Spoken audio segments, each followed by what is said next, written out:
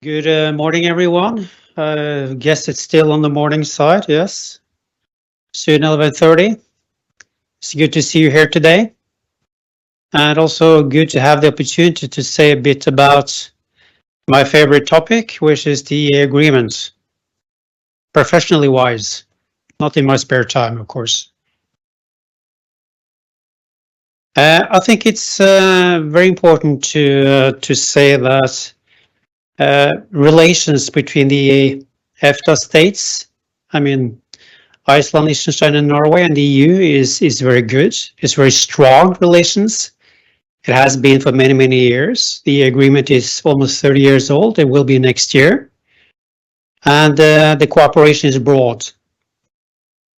I think it's important to also look at this in a somewhat broader perspective, because our cooperation with the EU goes beyond the EEA agreement. It comprises justice, some of the home affairs, Schengen cooperation on the borders, and also we have strong ties in the foreign and security policy field. So this partnership is broader than European Economic Area. At the same time, I think it's fair to say that the main foundation of relations between Norway, Iceland, and Liechtenstein and the EU is the agreement. And now, of course, our good colleague from the Commission will have to speak for himself. But I think the agreement had also been praised by the EU side.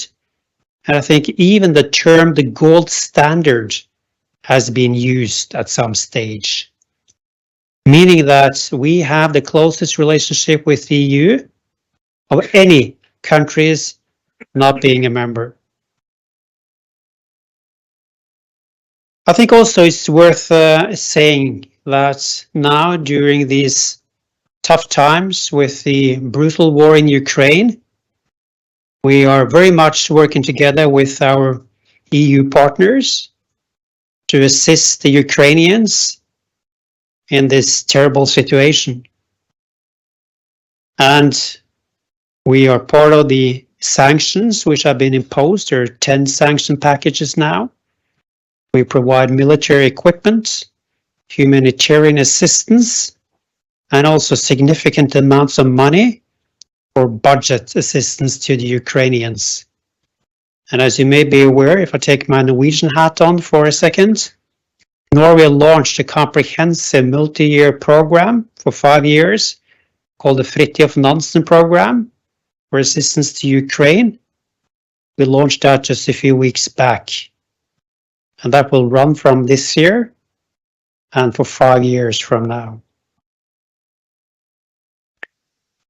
I think also to pinpoint the, let's say, comprehensiveness of relations, we have to mention, I don't know if this has been done so far, we have to mention the financial contributions which the EEA EFTA states gives to the cohesion states in the EU.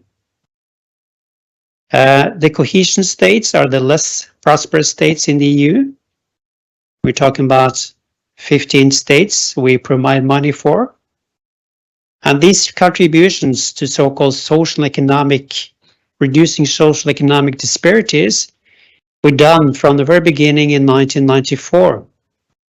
But there was a big expansion for our program, cohesion program, in 2004 when the EU was enlarged by 10 new member states. So for the present period, or the present, I should probably say the last period from 2014 to 2021, the overall amount was 2.8 billion euros for those 7 years. So the reason why I mentioned this is just to underline again that our relationship goes way beyond just taking part in the internal market through the European Economic Area. We are now negotiating a new round of financial contributions, and we hope that those negotiations can have good progress in the weeks and months ahead, so we can round this up to the benefit of the beneficiary states. Then you could ask, the EEA agreement, which I said was the foundation and the gold standard. We have to keep in mind that this agreement is almost 30 years old, as I said. So it's legitimate to ask the question, does this agreement, does it serve its purpose still in 2023?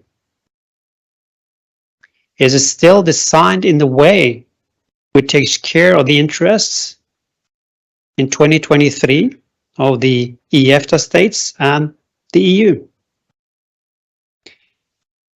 And I think it's fair to say that the answer to this question is yes. This agreement proved to be very robust over time. And I think it's also important to acknowledge that despite the agreement, not a single word has changed in the agreement since 1992. But underneath the agreement, in the annexes, in the daily cooperation, is a very dynamic agreement. It means basically that the agreement is updated with new EU legislation all the time. And this dynamic element is extremely important to make this agreement still relevant for businesses, for stakeholders, and authorities in the 3 EEA EFTA states. Of course, we shouldn't be naive. There are important policy developments in the European Union, and also important crisis response in the European Union, where the EFTA states are not included. It goes beyond the boundaries of the agreement we have. At the same time,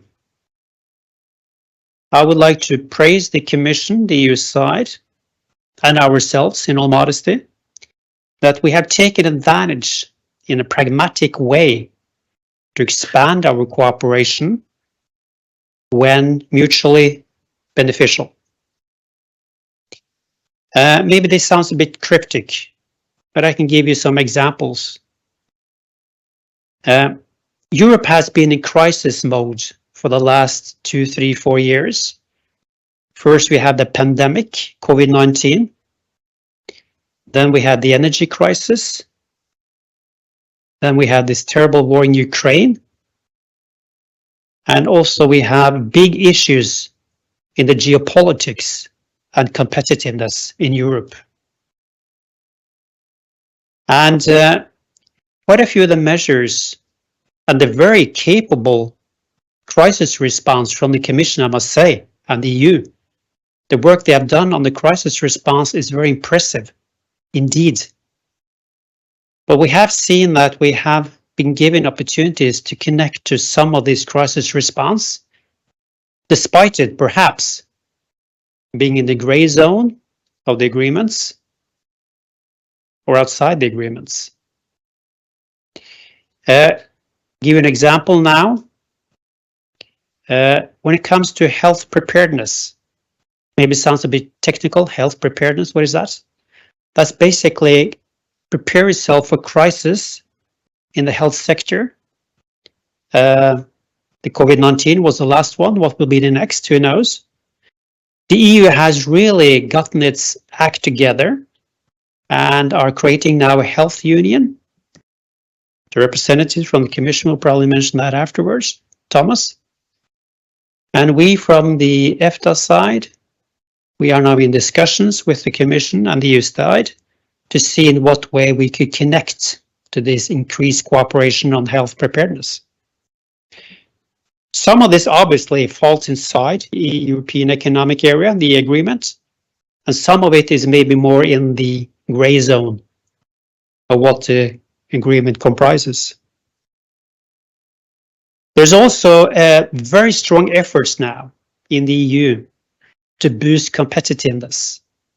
to boost the green shift, European Green Deal. You all heard about that, I assume,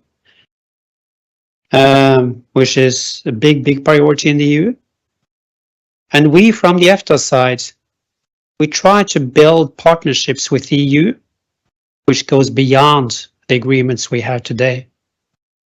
This is only possible if it's mutually beneficial, but I think we've been quite good at finding room of maneuver on both sides, and there's more to come. When it comes to how we going back to the EEA agreement, which is the text of today after all, I would like to mention to you how we on our side work in the daily running of this agreement. I will not get into the technicalities. I'm sure that has been elaborated previously today. But I can say a bit about what we see as critical factors when it comes to ensuring that this agreement works in practice. Not only in theory, but it works in practice on the ground every day. What we try to do our best from the 3 EEA EFTA states, when we look at how we work in our capitals, we ensure very robust coordination between all ministries.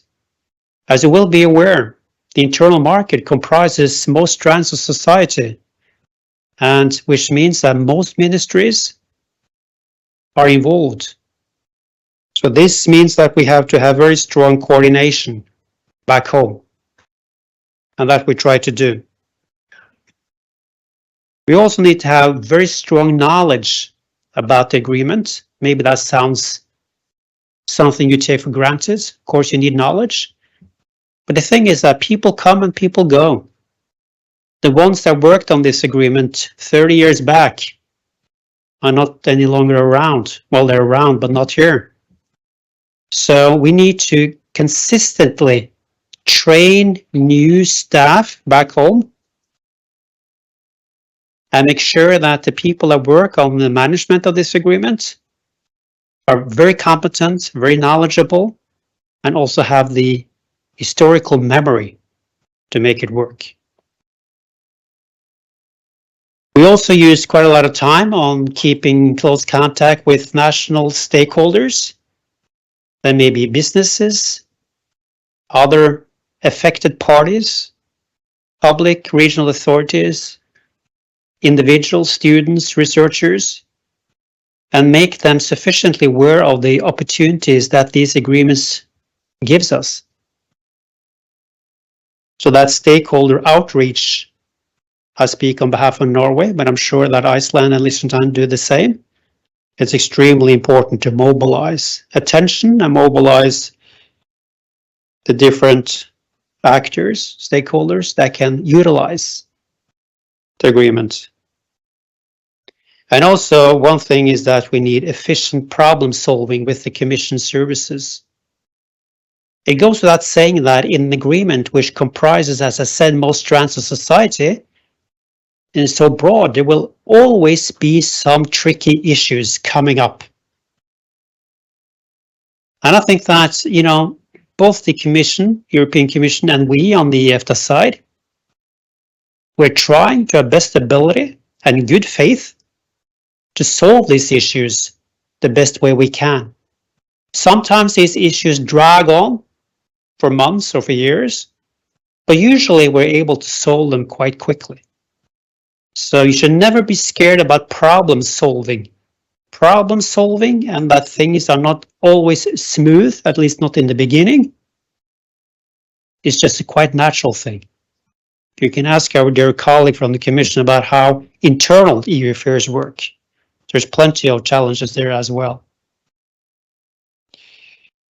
Okay, finally, I would like to say that I'm sure that previous speakers have gone through the different stages of the EEA agreement. We take all these stages very seriously. And I think we can sum this up as 4 stages. And these stages I will mention now to you just briefly. The purpose of this is, as I said, to keep the agreement up to date at any given time. which means incorporation of new EU legislation. So the first stage where we are involved from the EFTA side is the preparatory stage. This is when the Commission services prepare new legislation for the internal market. This is an internal exercise they do towards the EU member states. But we are part of this process through the expert groups. Iceland and Liechtenstein have to speak for themselves. They have somewhat smaller administrations for obvious reasons. From the Norwegian side, I think we participate between 200 and 250 expert groups assisting the Commission in drafting new legislation. So we're part of that expert structure. It's very important for us to use that opportunity. Then we have the decision-making stage. That's after the Commission has released its proposal for a new legal act. And this goes for discussion into the Council between Member States and the European Parliament. In this stage, we are more of a bystander, in the sense we don't take part in these discussions, not being a member. But nothing is keeping us from not making our voice heard. We are perhaps, in this stage, sometimes more reduced to being a lobbyist. But still, we have a somewhat special status because it's very legitimate for us to put our opinions and assessments across to EU member states, European Parliament, since this legislation will apply for us in the end anyway. So we try to get involved more in formal channels in this decision-making stage. Then we have the incorporation stage, and that's after the EU has made its final decision on the PS legislation. Then this has to be incorporated into the European Economic Area, the EEA agreement. And that's where the term the backlog comes in. I'm sure our good friend will mention this afterwards. But the thing is that there will always be a number of legal acts adopted by the EU that takes a bit of time to incorporate in the EEA agreement. It needs to be processed in EFTA capitals to see if there's any need for adaptations, derogations, technical solutions, legal certainty, and so forth, and EEA relevance as well. But we try to do that work as quickly as we can. But for the moment, there's roughly around 500 legal acts adopted by the EU, still pending for incorporation in the EEA agreement. I would say there's dramatic, this number, 500 plus.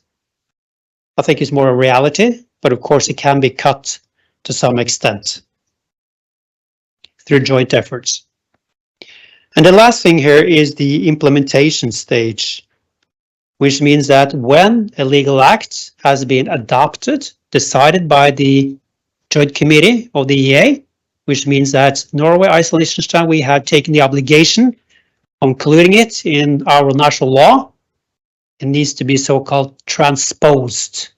Transposed is probably a terrible term. Maybe many of you don't understand what it is. I don't blame you. But it means basically making sure that this joint legislation for the European Economic Area is incorporated, transposed in national legislation. And before it's transposed in national legislation, it will not apply for citizens and businesses in our country. And that's where you have this ESA scoreboard. For those of you that are aware of that, how that works in practice. So finally, just to recap, European Economic Area, very robust agreement, very strong agreement.